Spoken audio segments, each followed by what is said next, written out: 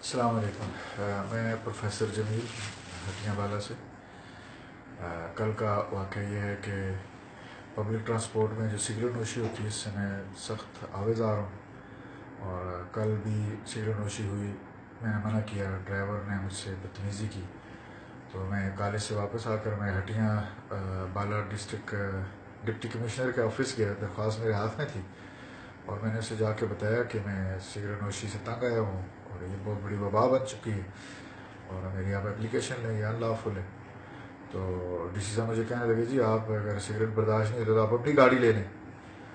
میں نے کہا کہ گاڑی لینے کی خواہش تو ہے لیکن پیسے نہیں ہیں، اور یہ کہ یہ مسئلہ یہ تو نہیں کہ میری پاس گاڑی ہے یا نہیں ہے، یہ تو سگریٹ نوشی کا مسئلہ ہے، آپ اس پہ ایڈریس کریں۔ تو کہتا ہے کہ 40 لوگ اور بیٹھے خاموش رہتے ہیں، اس میں تمہیں تکلیف ہوتی ہے؟ میں نے کہا یس مجھے تکلیف ہوتی ہے کیونکہ یہ غیر قانونی کام ہے اور یہ میرے ملک کے قانون کی بےحرمتی ہوتی ہے، تو مجھے تکلیف ہوتی ہے اس سے۔ اور کہتا ہے پھر آپ کو تو اس وقت کالج ہونا چاہیے تھا، آپ اس وقت ادھر گھوم رہے ہیں، آپ کا کالج کھلا ہے۔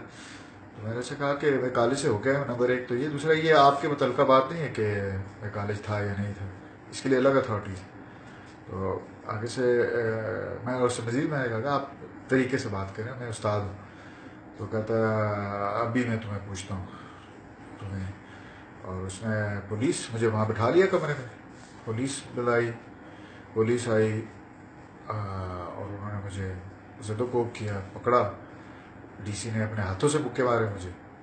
باقی مجھے ہوش نہیں ہے کہ کس کس نے پٹائی کی، باقی لوگ دیکھ رہے تھے، وہاں سے مجھے میرے ناک سے خون بہنا بھی شروع ہو گیا اور مجھے اس کے بعد حوالات لے گئے۔ لیکن دوستوں مسئلہ یہ ہے کہ یہ میرا ناک کا مسئلہ نہیں ہے، یہ ایک مکے کا مسئلہ نہیں ہے۔ جو اصل مشن ہے وہ یہ ہے کہ ہم قانون کی حکمرانی چاہتے ہیں، انسانوں کی نہیں، اور قانون کے ساتھ کھڑا ہونا ہے، یہ میرا اصل مشن ہے۔ اس پہ اگر ہم کامیاب ہوئے تو یہ ہماری کامیابی ہوگی، ورنہ جمیل تو آتے جاتے رہیں گے، یہ اتنا بڑا ایشو نہیں ہے۔ ایشو یہ ہے کہ ہم اپنے ملک کے قانون کے ساتھ کھڑے ہوں، اور وہ چاہے چھوٹا ہو یا بڑا ہو، طاقتور ہو یا کمزور ہو، سب قانون کے ماتحت ہو، قانون کی حکومت ہو، انسانوں کی نہ ہو۔ شکریہ۔